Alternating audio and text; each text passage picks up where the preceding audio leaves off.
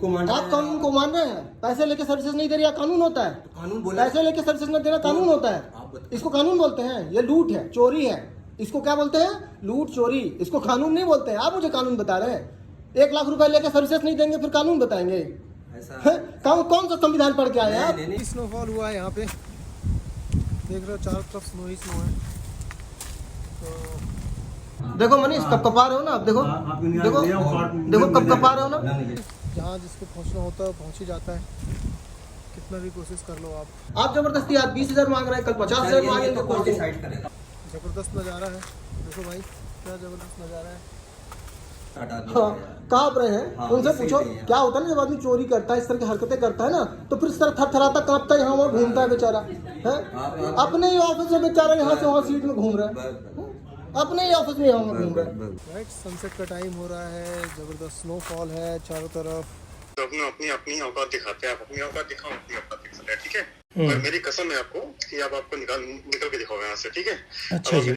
आ जाओ और दिखाता हूँ, ये देखो। What a beautiful place it is.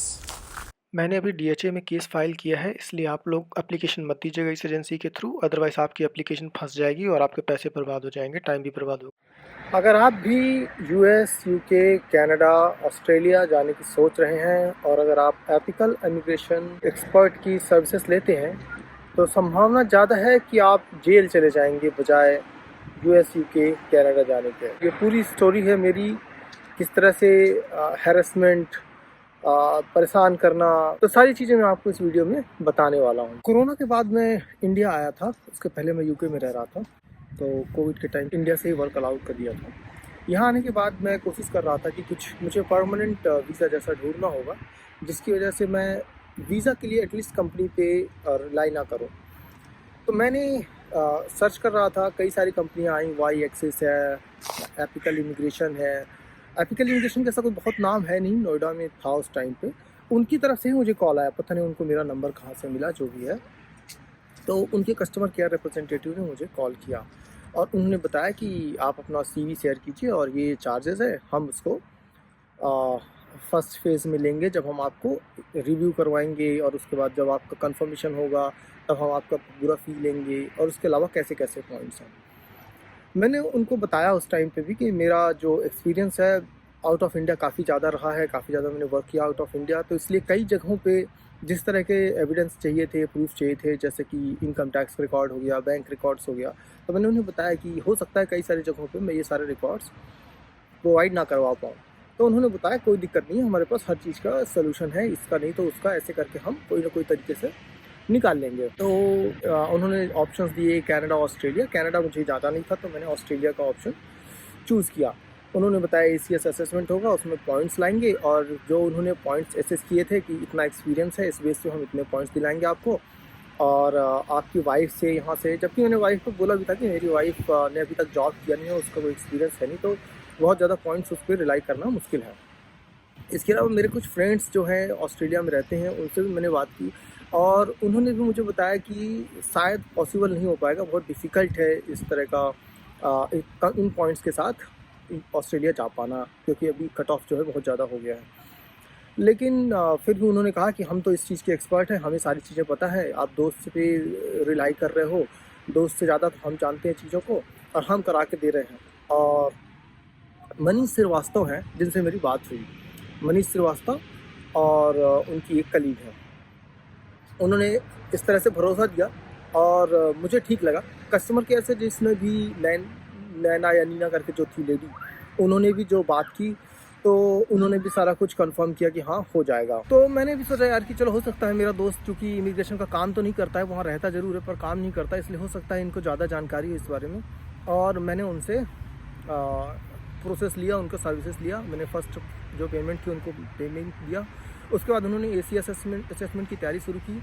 जैसे मैंने बताया था कि मेरा एक्सपीरियंस बहुत अलग अलग कंट्रीज़ में था, तो पेपर कलेक्ट करने में ही काफ़ी टाइम लग गया, और जो सॉल्यूशंस उन्होंने बोले थे उस टाइम पे कि हम ये इस तरह कर लेंगे, उस तरह कर लेंगे, एक्चुअल में रियल लाइफ में बहुत चैलेंजिंग होता है, बहुत डिफ़िकल्ट होता है। ये चीज़ उनको पता होने के बाद भी कि मेरे साथ बहुत सारे चैलेंजेस हैं, उन्होंने एप्लीकेशन को एक्सेप्ट कर लिया। उनको ये भी पता था कि ये पॉइंट्स जो हैं आज के कट ऑफ में मैच नहीं करते हैं।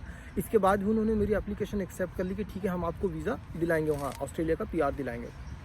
और अलग अलग सब क्लासेस में 189, 190 ये सारे सब क्लासेस को हम अप्लाई करेंगे और इस पर हम वीज़ा दिलवाएंगे, आपको PR दिलवाएंगे। किसी तरह से हमने डॉक्यूमेंट्स कलेक्ट किए। जहाँ जहाँ के डॉक्यूमेंट्स नहीं थे उन्होंने कुछ लेटर फॉर्मेट दिया और उसके बेस पे उन्होंने कहा कि हम लोग अप्लाई करते हैं। हमने अप्लाई किया, ACS असेसमेंट हुआ और जो मिनिमम क्राइटेरिया है 65 पॉइंट्स का ACS असेसमेंट्स में जो ACS असेसमेंट के बाद आने चाहिए वो 65 तक हम पहुंच रहे थे। लेकिन प्रॉब्लम ये थी कि जितने पॉइंट्स उन्होंने कमिट किया था उतने पॉइंट्स नहीं आए थे। तो मुझे ये चीज़ बेकार लगी कि आपने कमिट किया किसी पॉइंट्स के लिए और आप उतने पॉइंट्स नहीं दे पा रहे हो। जो उनका लेटर भी उन्होंने लगाया था वो उसका कोई रेलेवेंस निकला नहीं और उस लेटर को उन्होंने रिजेक्ट कर दिया। तो मुझे उस चीज़ पर डिसअपॉइंटमेंट हुआ। उसके लिए मैंने उनको मेल भी लिखा और मेल पे वो अपोलोजाइज़ करने की बजाय कि कम पॉइंट्स आए हैं तो कोई बात नहीं, हम लोग ट्राई करेंगे, किसी और तरीके से ट्राई करेंगे। यहाँ पे वो धमकी देने लगे कि इसका केस विड्रॉ कर लो, इसको सारा कुछ रोक दो, अगर आगे के पैसे नहीं देते हैं तो सारा ACS विड्रॉ कर लो, रिपोर्ट विड्रॉ कर दो। तो मतलब धमकियाँ देना शुरू कर दी इन्होंने। तो सबसे पहली चीज़ तो इस कंपनी की ये सबसे बड़ी खासियत है, मनीष श्रीवास्तव की ये खासकर बड़ी खासियत है कि भाई साहब अपॉलॉजी ऐसी कोई चीज़ तो वो जानते ही नहीं हैं। तो आप कितना भी वो गलत हो, मिस्टेक हो, और शायद उनको पता ही रहता है शुरू से ही कि होना है नहीं होना है और कमिट कर रखा है तो पैसे निकालने से मतलब है अल्टीमेटली। तो काफ़ी दिनों तक उस पर बहस चली। फिर उन्होंने बोला कि एक और चीज़ है, ACS की रिपोर्ट वो अपने ID से, अपने रजिस्ट्रेशन से निकालते हैं, तो ACS की रिपोर्ट वो आपको देंगे भी नहीं। मतलब पैसा आपका लगा है, लेकिन चूंकि उन्होंने अपनी ID से सब कुछ रिपोर्ट्स निकलवाई हैं तो वो रिपोर्ट आपको तब देंगे जब आप सेकेंड फेज़ की पेमेंट करोगे, अदरवाइज़ आपके पैसे डूब गए। तो या तो आप पैसे छोड़ दो और अगर आपको ACS की रिपोर्ट चाहिए तो आप उनको नेक्स्ट फेज़ का भी पेमेंट करो। तो इस तरह से अगर आप बाई चांस किसी की सर्विसेज लेते हैं तो इतना तो बना के रखिए कि आपको रिपोर्ट तो कम से कम मिल जाए, क्योंकि रिपोर्ट आप अपने पैसे से देते हो ना यार। आप पैसे पे कर रहे हो तो रिपोर्ट आपको मिलनी चाहिए। वो तो उन्होंने पैसे पे किए नहीं है, आपने पैसे पे किए हैं। उनकी सर्विस थी हेल्प करने की, डॉक्यूमेंटेशन हेल्प करने की, लेकिन उसकी जगह पे जो डॉक्यूमेंट्स ACS असेसमेंट आ रहा है वो तो हमारा है ना, उसके पैसे हम दे रहे हैं, तो वो रिपोर्ट हमको मिलनी चाहिए इररिगार्ड्स ऑफ कि मैं फर्दर पेमेंट करता हूँ या नहीं करता हूँ। तो पहला तो ब्लैकमेल वहीं से शुरू हो जाता है कि वो ACS की रिपोर्ट ही आपको नहीं देंगे। फिर किसी तरह से मैंने कहा कि चलो यार अब प्रोसेस शुरू किया है तो करना तो पड़ेगा। तो नेक्स्ट मैंने उनको नेक्स्ट फेज़ का भी पेमेंट दिया। फिर हमने टेस्ट वगैरह के लिए जो उन्होंने बोला था कि नाटी दो और इंग्लिश टेस्ट दो, PTE वगैरह, तो मैंने PTE वगैरह कंप्लीट करके दिया। जब PTE में मेरा फुल 90 आउट ऑफ 90 स्कोर आ गया तो उन्होंने फिर उसके बाद एप्लीकेशन फ़ाइल की। अब सारे एप्लीकेशन फ़ाइल हो गए, 189, 190 और एक और सब क्लास है, तीनों सब क्लास में हमने फ़ाइल किया अलग अलग स्टेट्स के लिए जहाँ पे भी ओपन हो चुका था उस टाइम पे। उसके बाद प्रॉब्लम आई। एक दिन मैं किसी क्लैरिटी के लिए मैंने इनको मेल किया और उन भाई साहब ने एक्स्ट्रा पेमेंट मांगना शुरू कर दिया। उन्होंने कहा कि अगर आप 189 के अलावा 190 या और भी सब क्लासेस के लिए, अब तीनों सब क्लासेस के लिए अप्लाई करते हो तो आपको और पैसे देने पड़ेंगे। तो मैंने बोला कि ऐसा कहाँ लिखा हुआ है, क्योंकि जो पैसे का एग्रीमेंट था हमारा वो तो मैंने पैसे पे कर दिए। तो उन्होंने दिखाया कि एक जगह पे ऐसा लिखा हुआ है कि अगर मैं कंडीशंस को चेंज करता हूँ एप्लीकेशन के दौरान तो मुझे एक्स्ट्रा पैसे देने होंगे, जबकि मैंने कंडीशंस तो चेंज की नहीं। मेरी तो शुरू से ही बात थी कि तीनों सर्विसेज हम लोग तीनों क्लासेस में, सब क्लासेस में अप्लाई करेंगे। यहाँ पर आप देख सकते हैं व्हाट्सएप चैट में जो नैन्सी हैं, इनकी जो सेल्स ऑफिसर थी, उन्होंने क्लियरली बोला हुआ है कि मुझे इन सब क्लासेस के लिए पेमेंट करने की ज़रूरत नहीं है। We are already applying for 190, no fees for you. लेकिन इसके बाद इन्होंने वापस पैसे मांगने शुरू कर दिए और वो उन्होंने ऑलरेडी तीनों सब क्लासेस के लिए अप्लाई भी किया था। लेकिन चूँकि मैंने पैसे देने के लिए मना किया, मेरे एग्रीमेंट के हिसाब से नहीं था, उन्होंने ये धमकी दी पहले कि हम आपकी एप्लीकेशन विड्रॉ कर लेंगे, और उस धमकी के बाद एक्चुअल में उन्होंने मेरी एप्लीकेशन विड्रॉ कर ली। ऐसा मनीष श्रीवास्तव ने मुझे मेल करके बताया कि हमने आपकी एप्लीकेशन विड्रॉ कर ली है। जब उन्होंने एप्लीकेशन विड्रॉ कर ली बिना मेरी परमिशन के, तब मेरा बहुत दिमाग ख़राब हुआ कि पैसे मैं दे रहा हूँ और कस्टमर मैं हूँ, और बिहेवियर उनका ऐसा है जैसे वो भगवान है, जैसे वो अपनी एप्लीकेशन फ़ाइल कर रहे हैं, फ्री में एप्लीकेशन फ़ाइल कर रहे हैं, तो जब मर्जी पड़ती है तो एप्लीकेशन फ़ाइल कर देते हैं, जब मर्जी पड़ती है तो एप्लीकेशन विड्रॉ कर लेते हैं। अगर मुझे पैसे देने थे और ये सर्विसेज सारे सब क्लासेस पे अप्लाई करना मेरे पार्ट नहीं था इसका कॉन्ट्रैक्ट एग्रीमेंट का, तो उन्होंने अप्लाई किया ही क्यों था? उन्हें अप्लाई करना ही नहीं चाहिए था ना। लेकिन अप्लाई किया, इसका मतलब कि मेरा एग्रीमेंट के अकॉर्डिंग था, तभी तो अप्लाई किया। इसके बाद उन्होंने मेरी एप्लीकेशन विड्रॉ कर ली। अब ऐसा उन्होंने मनीष श्रीवास्तव ने क्लेम किया, विड्रॉ किया नहीं किया मुझे नहीं पता। तो यहाँ पे मेरा झगड़ा शुरू हो गया उनसे, बहस हुई काफ़ी ज़्यादा, आर्गुमेंट हुआ कि आप मेरी एप्लीकेशन को मेरी परमिशन के बिना कैसे विड्रॉ कर सकते हो। तो भाई साहब ने जवाब देना बंद कर दिया, अपने स्टाफ को भी बोल दिया कि किसी ने इसको जवाब नहीं देना है। और फिर मैंने फ़ोन पे रीच आउट करने की कोशिश की, तो मैं आपको रिकॉर्डिंग भी सुनाऊंगा। हेलो हेलो, हाँ जी बताइए। हाँ ओके, बोलिए मनीष जी, कहिए। हाँ जी जी। तो सर मेल तो कर लिया अपने, अब हम अपना कांड करते हैं, अपना कांड करो, आपको ऑस्ट्रेलिया नहीं जाना चाहिए, ठीक है। आपका जो अपने कॉल को रिकॉर्ड कर लो। हाँ जी। अभी दोनों जो अपने अपनी अपनी औकात दिखाते हैं, आप अपनी औकात दिखाओ, अपनी औकात दिखा रहे हैं, ठीक है। तो केस हम आपका रिवॉक कर रहे हैं, 189, 190, 491 तीनों कंप्लेंट लॉन्च कर रहे हैं पुलिस स्टेशन में कि आपने हार्म करने की बात की है। मेरे कंपनी बन जाएगी, मेरे पास 3-4 और कंपनी है, रियल एस्टेट का काम भी है, केटरिंग का काम भी है, तो वो काम कर लेंगे। पर मेरी कसम है आपको कि आप आपको निकल के दिखाओ यहाँ से, ठीक है। अच्छा अब जी, मेरी कॉल रिकॉर्ड कर लो। Thank you. ठीक है। धमकी कब दी भाई? मैसेज पे, एसएमएस पे बात करने की कोशिश की, उसको भी मैं रिस्पॉन्स दिखाता हूँ कि किस तरह से भाई ये बात करती हैं, किस तरह से जवाब देते हैं। आप इनकी बातें सुनो, आपको लगेगा कि ना आप भगवान जी के चरणों में पहुंच गए हो। मनीष श्रीवास्तव को भगवान से कम नहीं समझते अपने आप को।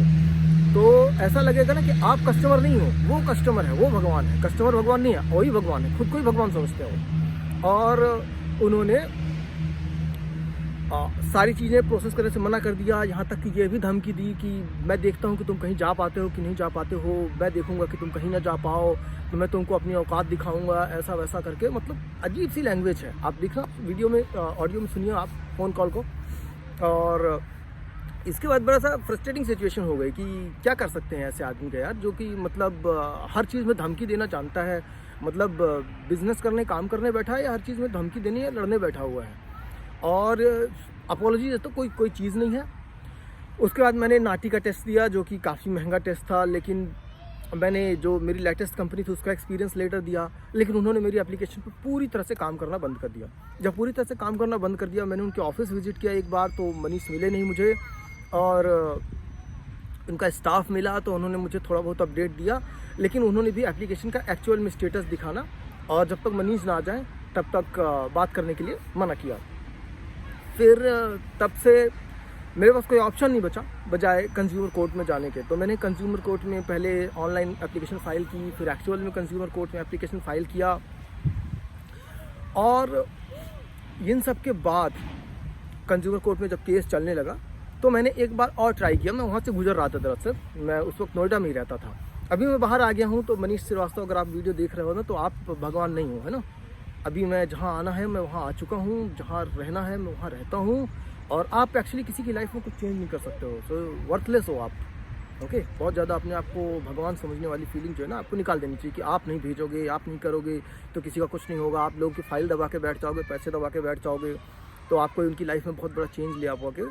तो आपने 1.5-2 लाख रुपए जो रखे हैं, रखे रहो, कोई दिक्कत नहीं है। और अब चूँकि मैं बाहर आ गया हूँ तो मैंने वो केस भी विड्रॉ कर लिया कंज्यूमर कोर्ट का।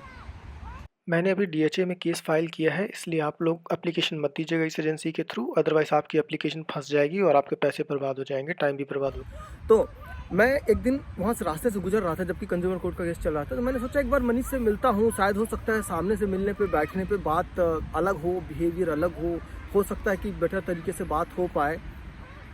तो मैंने उनके ऑफिस गया। इस बार फॉर्चुनेटली मुझे मनीष श्रीवास्तव मिल गए, बाहर ही मिल गए अपने ऑफिस के। तो मैं ऑफिस के बाहर गया और उनसे मैंने बात करने की कोशिश की, स्टेटस जानने की कोशिश की। तो उन्होंने बोला कि आप कंज्यूमर कोर्ट जाओ, कंज्यूमर कोर्ट से बात करो, कंज्यूमर कोर्ट में केस है, हमें इससे कोई लेना देना नहीं है। तो भाई बड़ा अजीब सा एटीट्यूड है, मतलब मैं बात नहीं करूँगा, मैंने तुम्हारे तो पैसे रखे ही हैं, तो मेरा क्या कर लोगी, वैसा वाला एटीट्यूड है इनका कि पैसे तो मैंने रख लिए, आपने पैसे एक बार दे दिए और उनको पैसा तो मिल गया, बाकी तुम्हारा कुछ काम हो ना हो हमें क्या फ़र्क पड़ता है, वैसा वाला काम है। और चूँकि इंडिया में कोर्ट के प्रोसीजर्स काफ़ी लंबे चलते हैं, सालों साल चलते रहते हैं, तो उन्हें पूरा भरोसा है कि तुम इतने साल क्या केस लड़ोगे। तो ये वाली फीलिंग है, जैसा कि इंडिया में कॉमन मैन मिडिल क्लास के साथ होता है कि बेचारा कोर्ट के कितने चक्कर काटेगा, तो वैसा उनको कॉन्फिडेंस है कि हाँ कितने दिन केस लड़ेगा। तो फिर मैं उनके ऑफिस में चला गया अंदर। वो अपने मतलब बिना बात किए ही आधी बात में ही ऑफिस के अंदर जाने लगे, शायद उनका जो भी रहा हो मोटिव। उन्होंने अपने रिसेप्शन को, स्टाफ को बोला कि इनको बाहर बिठाओ। तो मुझे तो उनसे बात करनी थी, तो मैं उनके ऑफिस में गया, उनके चैम्बर में गया, मैंने उनको बात करना शुरू किया कि भाई ये सब क्या चल रहा है। अब पूरी मैं रिकॉर्डिंग यहाँ पे लगाता हूँ तो आपको भी पता चलेगा कि किस तरह से बात होती है। हो गया आप? अरे भाई मुझे अपनी फाइल का स्टेटस जानना है। ये फाइल का स्टेटस नहीं बता। कोर्ट में केस चलेगा ना भाई। अरे तो फाइल का स्टेटस तो आपके पास है ना, वो कोर्ट के पास थोड़ी है। हाँ तो बताइए। रिकॉर्डिंग का बना लो, उसी को प्रॉब्लम नहीं है। एक मिनट। अरे वो बोल रहा है कि ये अपने आप को फीमेल बता रहा है कि मैं फीमेल हूँ। अच्छा ये बंद करिए रिकॉर्डिंग मेरे पास भी फीमेल। अरे वो ठीक है, मुझे पता है सीसीटीवी लगे भाई, हर जगह लगे हुए हैं। ये तो मैं अपने लिए कर रहा हूँ ना, क्योंकि आपको सीसीटीवी आपके पास है। केस है, कोर्ट में चल रहा है। तो कोर्ट में है, जज एंट्री कर लिए, ऑफिस के अंदर आ गए हैं और आपके साथ ही आया हूँ, आपके साथ ही आया हूँ, आपके साथ एंट्री किया मैंने। अरे कोर्ट तो बताएगा ही, मुझे मेरी फाइल का स्टेटस जानना है। फाइल का स्टेटस जानना है मुझे। नहीं बताऊंगा तो मैं बैठ रहा हूँ। मुझे मेरी फाइल का स्टेटस जानना है, सिंपल सी बात है। पैसे आपने दिए भाई मुझे उनसे, आप हो कौन, आपका नाम क्या बताइए? होंगे, लेकिन मेरी उनसे बात होती भाई। जब तक वो ऑथराइज नहीं करते कि आपसे जाके बात करो या आपके पास नहीं हो, आपने मेरे पैसे वापस कर दिए। पैसे वापस कर दिए आपको। अब मेरे पैसे वापस कर दिए, कब कर दिए? कहाँ है? दिखाइए ट्रांजेक्शन, दिखाइए कहाँ ट्रांजेक्शन, दिखाइए कोर्ट में देंगे, ट्रांजेक्शन दिखाइए। कोर्ट को आपने पैसे वापस नहीं किया अभी तक, आप आपका क्लाइंट भाई, है। कोर्ट जब आप मुझे पैसे वापस कर देंगे। आप कौन? मैं बता देती हूँ, आप बाहर आ जाइए। आप कौन है? सिक्योरिटी बुला के बात करो उसमें आपसे। अरे बुला लो ना भाई सिक्योरिटी। ऐसे सिक्योरिटी बोल रहे हैं? मैं कुछ गलत काम कर रहा हूँ क्या? मैंने 1 लाख रुपए दिए हैं, 1 लाख रुपए के बदले मुझे स्टेटस चाहिए ना मेरी फाइल का। आप ऐसा करिए, आप अपना लैपटॉप उठा लाइए, यहीं पे मुझे स्टेटस दिखा दीजिए। मुझे सिंपल मेरी फाइल जाननी है, ठीक है? मुझे फाइल जाननी है और स्टेटस जानना है, बस हो गया। 100 नंबर पर पुलिस बुला दी, वकील हाँ बुला लीजिए। 100 नंबर पुलिस बुला के बाहर करा दी। अरे बुला लीजिए भाई साहब। सब मेरा वकील है, उन्होंने बोला पुलिस को बाहर कर देंगे। मैं अपनी फाइल का स्टेटस नहीं जान सकता, इलीगल है ये। इलीगल फाइल का स्टेटस जानना। कोर्ट से मैटर। अरे कोर्ट के पास फाइल का स्टेटस नहीं है ना, आपके पास फाइल का स्टेटस है। क्यों इतना भाग क्यों रहे हो यार? देखो यार, पैसे खाओगे तो फिर भागना पड़ेगा आपको। क्यों पैसे खा रहे हो? क्यों पैसे खा रहे हो? खा गए ना, ये सब रिकॉर्ड हो रहा है, पता है सब कोर्ट में जाएगा। ये बहुत ही, पिछली बार भी ऐसा था, मेल पे सारा कुछ एक्सेप्ट कर लिया कि मैंने फर्जी पेपर लगाया, मेल पे सारा एक्सेप्ट कर लिया। मतलब ऐसा आदमी, ब्रेन तो बिल्कुल है ही नहीं, खत्म है। मुकेश आप ना गलत बोल रहे हैं। देखिए आप एक कंपनी के डायरेक्टर के साथ इस तरीके से बात नहीं कर भाई साहब पैसे लिए उन्होंने मुझे, डायरेक्टर हो या सीईओ हो, क्या फर्क पड़ता है? अच्छा एक बात बताइए, कोई भी पैसे लेगा सर्विस नहीं देगा। हाँ आपने कोर्ट में केस आपको पता है, मैं 4 बार आ चुका हूँ और ये बड़ी मुश्किल से जाके आज मिले हैं, और आज मिले हैं तो अब इनसे मैं पूरा स्टेटस जान के रहूंगा। मुझे तो कोर्ट में सबूत दिखाना है कि आप मेरी सर्विसेज डिलीवर नहीं कर रहे हो। मुझे कोर्ट में सबूत दिखाना है। मैं बस ये इसीलिए तो मैं रिकॉर्ड कर रहा हूँ, इसीलिए रिकॉर्ड कर रहा हूँ, इसीलिए रिकॉर्ड कर रहा हूँ मैं, कोर्ट में चल रहा है। क्योंकि मुझे कोर्ट में ये वीडियो दिखाना पड़ेगा। मनीष श्रीवास्तव ने मेरे से पैसे लिए, मेरे पैसे वापस नहीं कर रहे हैं और मुझे सर्विसेज डिनाई कर रहे हैं, ये मुझे कोर्ट में दिखाना पड़ेगा। इसी के लिए तो मैं आया हूँ। किसने भाई डिनाई कितनी किया? क्या सर्विसेज उन्होंने डिनाई किया? अभी डिनाई किया, अभी रिकॉर्डिंग, अभी तो कोर्ट बताएगा ना कि भाई फाइल मेल पे डिनाई कर चुके सर, वही तो बात है। तो कोर्ट बता देगा ना। कोर्ट एक मिनट, कोर्ट हमसे सवाल करेगा ना कि आपसे आप बात करके देखिए, आपको हिस्ट्री पता नहीं है, आपको हिस्ट्री पता नहीं है। पिछला छोड़ दीजिए, आप मुझे पिछला क्या छोड़ दो, पिछला ही तो है सब कुछ। आपने बोला साफ जाओ कोर्ट, हमने बोला यहाँ से पूछ जाओगे, गधे हो क्या? यहाँ से पूछ जाओगे? अरे आप गधे हो भाई। हाँ चलो, पहले तो मेल पे इतनी सारी चीजें एक्सेप्ट कर रहे हो, हाँ कर ली। बात करने की तमीज नहीं है, पढ़ा लिखे आदमी है। गधा घोड़ा बिल्ली क्या बोल रहे हैं भाई? आप तुम भी रिकॉर्ड तो करो बोल पूरा। रहे हैं ना। मैंने कोई शब्द यूज किया, गलत शब्द यूज किया? इस recording कोई से गलत शब्द यूज किया मैंने? आपने ये किया ना, ऐसे से कर रहे थे, ऐसे से कर रहे थे, ये क्या कर रहे थे? मैंने कोई गलत शब्द यूज किया? यार इसको ले जा सामने से। कौन सा 1900 रुपए इसको ले में? जा सामने से यार। हाँ जी। हाँ, देखो मनीष कब कपा रहे हो ना आप, देखो देखो देखो कब कपा रहे हो ना। ये जो आप सरदर्द पाल रहे हो ना, ये सरदर्द पाल रहे हो ना, ये बार बार होगा आपके साथ। ठीक है। आप ये मत सोचो, क्योंकि अगर आप किसी के पैसे खाओगे तो आपके पास आएगा, है ना? आप किसी के पैसे खाओगे तो आप ऐसे भाग के तो नहीं निकल पाओगे। आज भी खाओगे तो बोलोगे, कोई और भी आके बोलेगा, परसों भी आएगा कोई, है ना? जितनों के पैसे खाओगे सब आके बोलेंगे। तो या तो आप पैसे खाना बंद करो या तो आप सर्विसेज दीजिए। हाँ? मैं तो स्टेटस के लिए बोल रहा हूँ, मुझे स्टेटस दिखा दीजिए, चला जाता हूँ। जो भी करना है स्टेटस बता दीजिए। फाइल नहीं है वो भी बता दीजिए कि ठीक है आपकी मैंने फाइल हटा दी है। फाइल नहीं है। हाँ तो बता दीजिए, मुझे देखना है ना, रिकॉर्ड देखना है यार। कहाँ पे? कंप्यूटर पे और कहाँ? कंप्यूटर में, वेबसाइट पे। और क्या? लॉगिन करो अपना, खुद देखो। मेरे पास यूजर आईडी पासवर्ड आपने दिया मुझे। आपने 19,000 रुपए पेंडिंग दिए थे अपने। कौन से 19,000 पेंडिंग? एग्रीमेंट देखो कहाँ पे है? जो एग्रीमेंट में लिखा ही नहीं है। अच्छा नहीं लिखा है। आपने मेरे 189 फाइल किया, 190 फाइल किया, 491 फाइल किया, उसके 3 महीने बाद आप आके बोलते हो कि 20,000 रुपये मुझे और चाहिए। अगर ऐसा नहीं था तो आपने क्यों फाइल किए तीनों केस? एग्रीमेंट ऐसे साइन कर दिया था बिना देखे अपने अनुसार। एग्रीमेंट तो मैंने पूरा पढ़ा हुआ है। बैठा रहना, अब आप मत बोलो। पुलिस आ रही है ना ना ना तो मनीष जी ऐसे मत किया करिए। या तो देखिए पैसे ले रहे हैं तो सर्विस दीजिए। और 19-20 हजार की बात नहीं है। अगर आपका 19-20 हजार होता तो मैं दे देता, कोई दिक्कत नहीं है। लेकिन आपके पेपर में कहीं लिखा नहीं 19-20 हजार। आप जबरदस्ती आज 20 हजार मांग रहे हैं, कल 50 हजार मांगेंगे। तो कोर्ट डिसाइड करेगा। क्यों इतना परेशान हो रहे भाई? बैठो बैठो, एक सिंपल सी चीज के लिए। हो गया बैठो। अब मनीष जी ऐसी बैठो। सिचुएशन बार बार मत करिए। कोई मतलब नहीं है फोटो वीडियो लेने का। आपके तो पास सीसीटीवी है, क्यों परेशान हो? इतने सारे सीसीटीवी है, फालतू में एक वीडियो रिकॉर्डिंग करो। मेरे पास नहीं है ना सीसीटीवी, इसलिए कर रहा हूँ। चलो खींच लो। 10 कैमरे कम पड़ रहे हैं क्या जो एक कैमरे हम लगा रहे हो? एक जगह बैठोगे आप? क्यों? ऑफिस अरे में भाई डाल- मुझे मनीष जी से स्टेटस जानना है। मुझे कुर्सी थोड़ी स्टेटस बताने वाली है इधर बैठो अब कि कुर्सी से अब स्टेटस आप पता तमीज से चलेगा। बैठो, आप तमीज से बैठो। भाई मैं तमीज अब से आप बैठा बैठो हूँ। तमीज से। मैं कह रहा हूँ आप बैठो ना, बैठो तमीज से बैठो आप। तमीज से तो मैं बैठा वही हूँ। बोल रहा हूँ, बैठो आप तमीज से बैठो। अच्छा कोई गलत शब्द इस्तेमाल नहीं किया मैं मैंने? व्हाट आई एम टेलिंग, आप बैठो यहाँ, बैठो स्टेटस जाने आए हो ना, पूरा ऑफिस में डालेगा तो बैठो यहाँ तो बैठो। स्टेटस बताइए ना। आई एम टेलिंग यू, बैठो यहाँ पे ना। अच्छा अब आप आ रही है ना तो डिस्कशन, अब- बैठो यहाँ। आप अच्छा, आप बदतमीजी नहीं अब कर आप सकते ना। बदतमीजी कर रहे हैं। मैं आपसे क्या कह रहा हूँ, बैठ जाओ। बैठो ना, बैठे। तुम मनीष जी के पास ये जाओ। मनीष जी का ये ऑफिस है, उसी में खड़े हाँ तो मनीष जी को यहाँ बुलाइए ना। बैठ जाइए। मनीष जी तो भागे भागे घूम रहे हैं, बताइए क्यों ऐसे काम करते हो भाई कि भागे भागे घूमना पड़े? हाँ? क्यों ऐसा काम कर रहा है भाई मनीष जी कि भागे भागे घूमना पड़ रहा है? मनीष जी क्यों ऐसे काम कर रहे हैं कि भाग भाग के घूमना पड़ रहा है? न फोन उठाते, अपॉइंटमेंट मांगो तो अपॉइंटमेंट नहीं देते। तो आप कोर्ट बताओ, जब कोर्ट चलेगा मतलब पैसे लेने के बाद ये करते हैं क्या? फिर भाई रोक क्यों रहे बाबा, हो? यहीं रहो। आप पता है मुझे होस्टेस बना रहे हो। आप इलीगल काम करो। ये होस्टेस वो- बनाने वाली बात वो होती है। hostage की- आप ये ऑफिस कैसे में आप हो ये कैसे आप। रोक रहे हो? बिल्कुल मैं रोक हाँ तो लेता रोक, हूँ। ये रूम से बाहर नहीं निकल ऑफिस सकता। का है ना आपका ये। हाँ आप मेरे अब इस रूम में तो कोई है मेरी नहीं। फीमेल- ये सब तो छोड़ के भाग गया। मेरी मनीष जी तो है नहीं। हाँ, तो और आप यहाँ पे देखोगे कि बंदा किस तरह से काँप रहा है, थरथरा रहा है। आप ये वीडियो में देखना, आप हाथ किस तरह से काँप रहे हैं, थरथरा रहे हैं। अगर ऐसा काम ही क्यों करना, किसी का गलत काम ही क्यों करना, किसी के पैसे बेवजह क्यों खाना कि इस तरह की सिचुएशन आए। मैंने ऑफिस में जाके पूछा कि आप मुझे स्टेटस बताओ। वो स्टेटस बताने के लिए मना कर रहा है। भाई बात करने के लिए मना कर रहा है। अपने ही ऑफिस में भागा भागा घूम रहा है, दूसरे कोने में घूम रहा है। अपने स्टाफ को लगा दिया और ज़बरदस्ती मेरे को दूसरे स्टाफ से बात करने के लिए, दूसरा का स्टाफ मेरे से आके बात कर रहा है। एक लेडी बात कर रही है, एक आदमी आके बात कर रहा है। मैंने दोनों को बोला कि आप चूंकि हिस्ट्री नहीं जानते हो तो आपसे बात करने का कोई मतलब नहीं है। जो केस की हिस्ट्री जानता है, मनीष से मेरी बात हुई है, मनीष से मैं बात करना चाहता हूँ।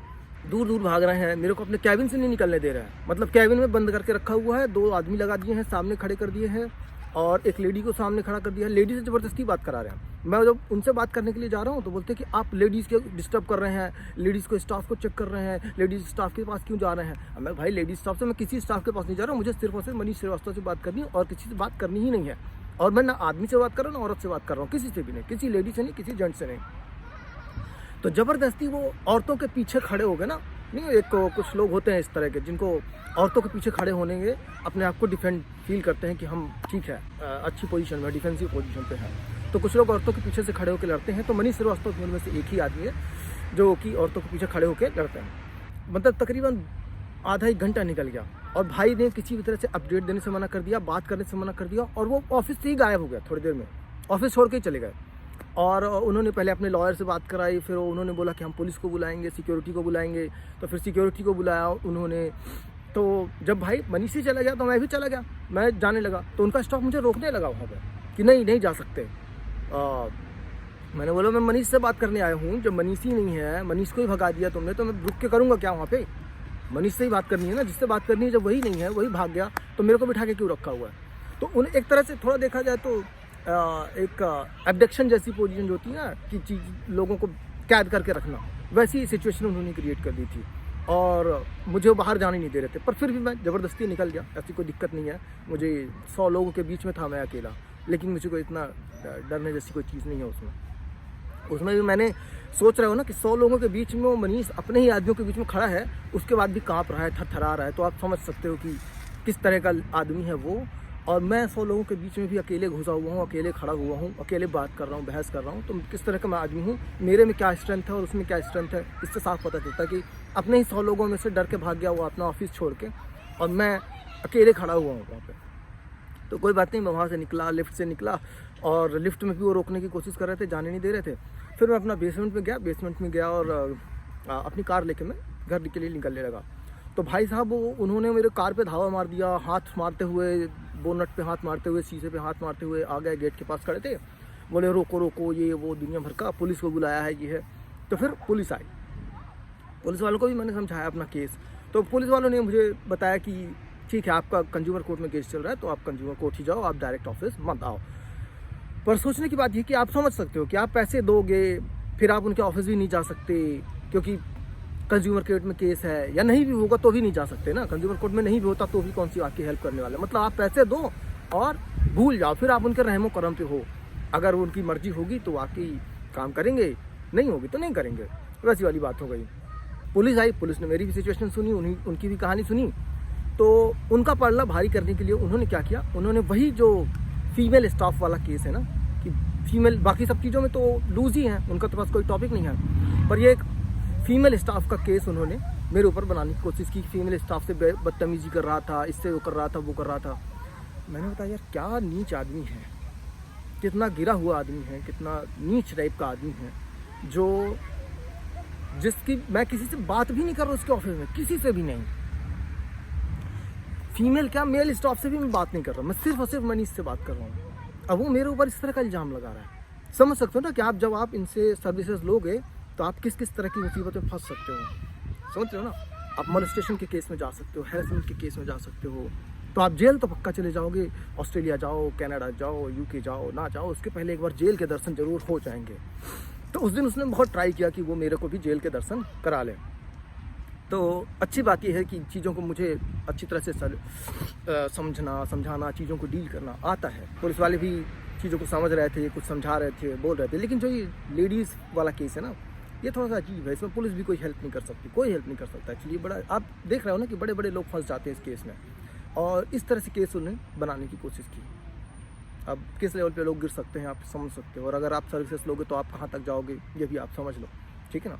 तो इसके बाद मेरी कार में उनका पुलिस के एक सीनियर अफसर थे, वो मेरी कार में बैठ के गए और उन्होंने मुझे समझाया कि ये इस तरह से केस बनाने की कोशिश कर रहे हैं ये लोग, ऐसे ऐसे एक्यूजेशंस लगा रहे हैं, तो आपके लिए प्रॉब्लम हो जाएगी। उन्होंने पूछा कि आप क्या करते हो, कैसे करते हो, क्या मामला है। तो मैंने सब कुछ समझाया उनको। मैंने बताया कि मेरे पास पूरी रिकॉर्डिंग है, मैं किसी से छूना तो दूर की बात है, मैंने किसी से बात तक भी नहीं की। एक लेडी थी जो मुझसे ज़बरदस्ती बात कर रही थी, जिसको मनीष ने लगा रखा था, एक आदमी और एक लेडी को, तो मैं उनसे भी बात नहीं कर रहा था, लेकिन वो खुद से बात कर रही थी, और छूने जैसी तो कोई चीज़ ही नहीं थी किसी के साथ भी। तो उन्होंने समझाया कि देखो यार, ये केस ऐसा है कि अगर आप कुछ करे हो, नहीं करे हो, आपने कुछ गलती की है, नहीं की है, ये बड़ा बेकार सा केस है, जो कि हम सभी लोग जानते हैं कि इंडिया में ये लीगल कानून जो है इसका बहुत स्ट्रिक्ट है, और वाकई बहुत बेकार केस है। तो मैंने भी कहा कि ठीक है, चलो इस सिचुएशन से अभी निकलना फ़िलहाल ज़रूरी है। तो मैंने अल्टीमेटली उस चीज़ को डील किया, और उस चीज़ को मैंने शॉर्ट आउट किया, और वहाँ से मैं निकला। और इसके बाद अब मैं बाहर आ चुका हूँ, मैं ऑलरेडी अब्रॉड सेटल हो चुका हूँ। तो मनीष भाई, आप किसी को रोक नहीं पाओगे ना, आप किसी की किस्मत नहीं बदल पाओगे। ये वीडियो मैंने काफ़ी टाइम बाद बनाया, इसलिए बनाया क्योंकि उसने मुझे चैलेंज किया था कि वो कहीं मुझे जाने नहीं देगा, ऑस्ट्रेलिया नहीं जाने देगा, यहाँ नहीं जाने देगा, वहाँ नहीं जाने। तो मैं वेट कर रहा था कि जब मैं बाहर सेटल हो जाऊँगा तभी ये वीडियो बनाऊँगा, क्योंकि मुझे दिखाना था कि तू भगवान नहीं है, कोई भी भगवान नहीं, कोई किसी की किस्मत नहीं बदल सकता। तो मुझे उम्मीद है कि आप बच के रहेंगे, आप ऐसी मुसीबत में नहीं फंसना चाहेंगे जहाँ पे ये छोटी छोटी नई नवेली कंपनियाँ जो होती हैं ना, इनके साथ यही दिक्कत होती है। क्या होता है कि एक ही आदमी रहता है उसमें, और उस आदमी का अगर ईगो है, एटीट्यूड का इशू है, तो आप उसके ही रहम करम पे हो जाते हो। इसलिए थोड़ा सा बड़ी कंपनी से सर्विसेज लीजिए। अभिनव इमिग्रेशन है, वाई एक्सिस है, बड़ी बड़ी कंपनियां जो पुरानी कंपनियां हैं, उनसे आप सर्विस लीजिए। और जब उनसे सर्विस लेंगे तो आपके पास एस्केलेशन करने के लिए, कभी कभी मामला बिगड़ भी गया तो एस्केलेशन करने के लिए समझदार लोग हैं, और ऐसे लोगों से लीजिए जो समझदारी वाले लोग हैं। और कस्टमर केयर के भरोसे पे मत जाइए, आप प्रॉपर मेन आदमी से बात कीजिए। कस्टमर केयर वालों को क्या है, कुछ भी बोल के निकल लेते हैं। बाद में मैंने जब वो कस्टमर केयर को पूछने की कोशिश की तो भाई साहब वो तो जॉब भी छोड़ के जा चुकी है। अब फंसे बच्चे आप और आपकी मुसीबत। Bye, take care, have a nice day, enjoy the life.